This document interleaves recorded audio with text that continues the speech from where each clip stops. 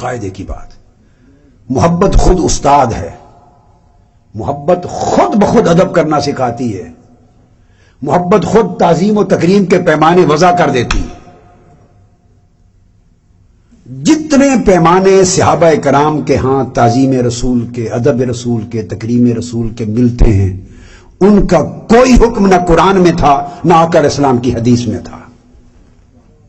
صحابہ کرام نے سنیے جو جو تعظیم کی ہے، جس جس رنگ سے تعظیم کی ہے، ان کا کوئی حکم کہیں نہیں دیا گیا تھا.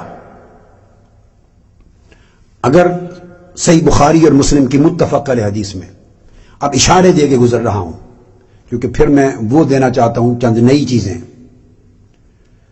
متفق علیہ حدیث میں جو انس بن مالک سے مروی، جس میں سیدنا صدیق اکبر آپ کے آخری ایام میں نماز پڑھا رہے ہیں صحابہ کی درخواست پر، اور آقا علیہ السلام پردہ اٹھا کے دیکھتے ہیں اور سب صحابہ کی نگاہیں دوران نماز چہرہ مصطفیٰ کی طرف پھر جاتی. یہ ان کو کس نے سکھایا؟ میں اب ساتھ ساتھ بتاتا جاؤں گا.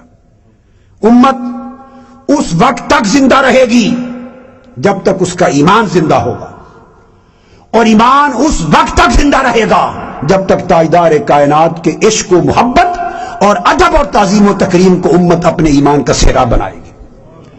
محبت اور تعظیم کے بغیر کبھی ایمان نہیں بنتا. اور اس ادب اور تعظیم و تکریم کے لیے محبت ہی خود اس کے آداب سکھاتی. تو جب آقا نے پردہ ہٹایا تو صحابہ کرام کو کس نے کہا کہ حالت نماز میں چہرے پھیر کے حضور کو تک لو؟ محبت تھی. اور جب یہ کیفیت اور آقا علیہ السلام کے چہرے انور کے نور کی ایک جھلک پڑی تو حدیث بخاری اور مسلم کے تحت بات کر رہا ہوں، ابو بکر صدیق رضی اللہ تعالیٰ عنہ کو کس نے کہا وَظَنَّ أَنَّ النَّبِيَّ خَارِجٌ إِلَى الصَّلَاةِ وَنَاكَسَ ابو بکر نے اللہ کہ بھائی کہ مسلح چھوڑ کر نماز کی حالت میں پیچھے آ جائیں، اس خیال سے کہ شاید حضور باہر آ گئے ہیں، اللہ کی عبادت کر رہے ہیں حالت نماز میں، حضور کے ادب میں مسلح چھوڑ کے پیچھے آنا کس نے سکھایا؟ کیا حضور نے فرمایا تھا ایسا کرو؟ نہیں. آقا نے تو اس دن بھی روک دیا، اندر چلے گئے. یہ محبت نے سکھایا. یہ بات ایک نقطے پر چلتی رہے گی. سہل بن سعد ساعدی کی روایت جو بخاری اور مسلم میں پھر متفق علیہ، جس میں سیدنا صدیق اکبر نماز پڑھا رہے ہیں، آقا علیہ السلام کسی قبیلے میں صلح کا معاملہ کروا کے بعد میں آئے ہیں اور صفے چیرتے ہوئے آگے پہنچے. جب آگے جا رہے ہیں تو صحابہ سیدنا صدیق اکبر کو بتانے کے لیے کہ حضور آ گئے ہیں اس طرح تالیاں بجانے لگ گئے حالت نماز میں. تصفیق تالیاں. کس نے ان کو سمجھایا کہ حضور پیچھے آئے ہیں تو ابو بکر صدیق کو آگاہ کیا جائے؟ اور جب ان کو خبر ہوئی، مڑ کے دیکھا کہ آقا آ گئے ہیں تو مسلح چھوڑ کے پیچھے ہٹنے لگے. یہ کس نے ادب سکھایا؟ حالت نماز میں ایک سما بدل گیا. آقا نے فرمایا انمکس مکانک، ابو بکر اپنی جگہ پہ کھڑے رہے. انہوں نے دعا کی، اللہ تیرا شکر ہے تیرے محبوب نے مجھے اس قابل جانا. دعا کر کے پھر مسلح چھوڑ کے واپس آ گئے، رکے نہیں. پھر آقا علیہ السلام نے نماز مکمل کرائی اور بعد میں پوچھا ابو بکر ما منع آقا، تمہیں کس چیز نے منع کیا؟ ان تثبت اذ امرتک، کہ تو اپنی جگہ پہ کھڑا رہے جب میں نے حکم بھی دیا تھا. فقال ابو بکر ما کان لابن ابی قحافہ ان یصلی بین یدی رسول اللہ. یا رسول اللہ، ابو قحافہ کے بیٹے ابو بکر کی کیا مجال کہ مصطفیٰ پیچھے ہوں اور وہ آگے کھڑا رہے؟ بتائیے ادب کا یہ قرینہ کس نے سکھایا؟ قرآن کی کس آیت میں ہے؟ حضور نے کب منع کیا تھا؟ کہیں منع نہیں ہے. یہ وہ قرینہ ادب تھا جو محبت نے خود سکھا دیا تھا. صحیح بخاری کو اٹھائیے، مسور بن مخرمہ کی روایت. جب عروہ اہل مکہ کا نمائندہ بن کر حدیبیہ کے میدان میں جاتا ہے کہ دیکھاؤ کیا حال احوال ہے حضور کے صحابہ کا اور لشکر اسلام کا، تاکہ تولیں کہ آیا جنگ کریں یا نہ کریں. تو اس وقت مسلمان نہیں تھا عروہ، تو وہ آ کے کہتا ہے کہ خدا کی قسم اس لشکر سے جنگ نہ کرنا. میں نے کیسر روم بھی دیکھا ہے، کسرا ایران بھی دیکھا ہے، حبشہ کا نجاشی بھی دیکھا ہے. دنیا کے کسی بادشاہ کی اس کے درباری وہ تعظیم نہیں کرتے جو اصحاب محمد کی تعظیم کرتے ہیں. بھئی کیا کرتے ہیں؟ اس نے کہا اللہ کی عزت کی قسم میں نے آنکھوں سے دیکھا اگر لعاب دہن پھینکتے ہیں تو زمین پر نہیں گرنے دیتے، اٹھا کے چہروں پر مل لیتے ہیں، اگر وضو کرتے ہیں تو ایک قطرہ زمین پہ نہیں گرنے دیتے، چہروں پر مل لیتے ہیں، اور جس کو حضور کے پانی کا قطرہ نہیں ملتا وہ لوگوں کے گیلے ہاتھوں سے ہاتھ رگڑ کے چہرے پہ مل لیتا ہے۔ اگر آقا علیہ السلام اپنی حجامت کرواتے ہیں تو بال نہیں گرنے دیتے، اٹھا کے سنبھال لیتے ہیں، نگاہیں جھکائے رکھتے ہیں، اس طرح بیٹھتے ہیں ساکت و صامت جیسے سر پہ پرندے۔ جب ان کے ادب کا یہ عالم ہے تو ان کے جذبہ ایمانی کی کیفیت یہ ہوگی کہ ان کے ساتھ کبھی جنگ لڑنے کی کوشش نہ کرنا۔ ارے عثمان غنی کو کس نے سکھایا کہ اسی حدیبیہ کے موقع پر حضور نے تو کفار مکہ نے کہا طواف کر لو کعبے کا، مگر حضور کو اجازت نہیں، تو کعبے کے صحن میں کھڑے تھے، 6 سال کے بعد آئے تھے، مگر عثمان غنی کعبے کے صحن سے طواف کیے بغیر مڑ آئے اور کہے جب تک محبوب نہیں کرے گا ہمارا کعبے سے کیا واسطہ۔ فرمایا کنت لا اطوف بہ حتی یطوف بہ رسول اللہ فراجع الی رسول اللہ، طواف کے بغیر پلٹ آئے، اگر حضور نہیں کریں گے تو میں نہیں کروں گا۔ کس نے سکھایا؟ کہیں طواف کرنا حضور کے بغیر منع تھا؟ ارے علی شیر خدا کو کس نے سکھایا کہ آپ کی عصر کی نماز ابھی تک نہیں پڑھی اور حضور جھولی میں سر انور رکھ کے اگر لیٹے ہیں اور نماز جا رہی ہے، سورج غروب ہو رہا ہے تو نماز قربان کر دو مگر حضور کو بے آرام نہ کرو؟ کس نے سکھایا؟ یہ سارے آداب تعظیم و تکریم کے محبت سکھاتی تھی، عشق سکھاتا تھا۔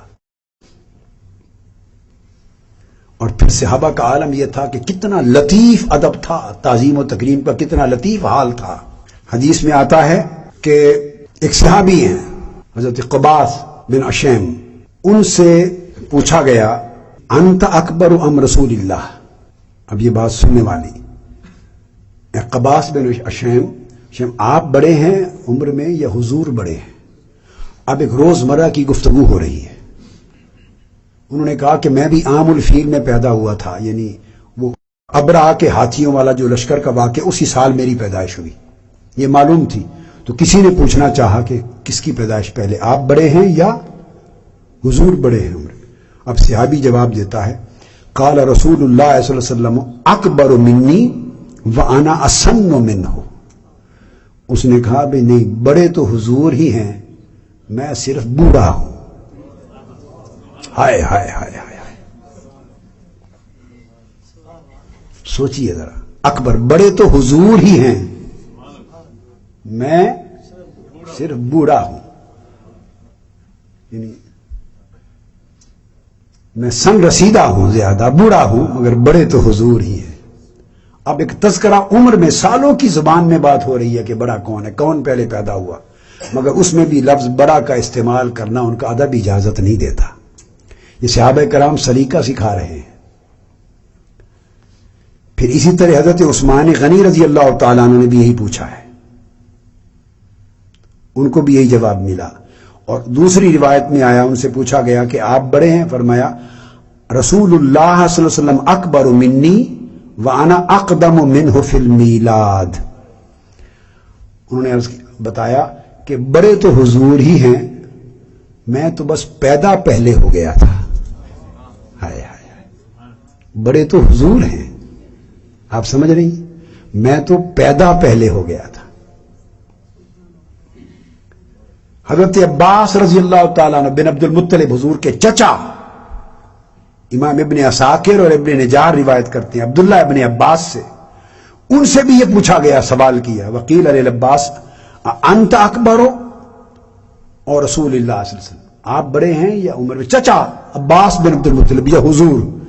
قال هو اکبر منی، هو اکبر منی وانا ولدت قبلہ، بڑے تو حضور ہی ہیں، مجھ سے بڑے وہی ہیں، میری تو بس پیدائش پہلے ہو گئی تھی۔ اب آپ مجھے بولیے، ایک نے بات نہیں کی، کتنے صحابہ سے ایک سوال مختلف مواقع پر ہوا ہے، مگر کوئی ایک صحابی بھی لفظ اکبر، عمر میں بڑا ہونا، اتنی بات کی نسبت بھی اپنی طرف حضور کے مقابلے میں گوارا نہیں کرتا۔ یہ کتنا لطیف ادب ہے، ان کے ایمان کا عالم کیا ہے۔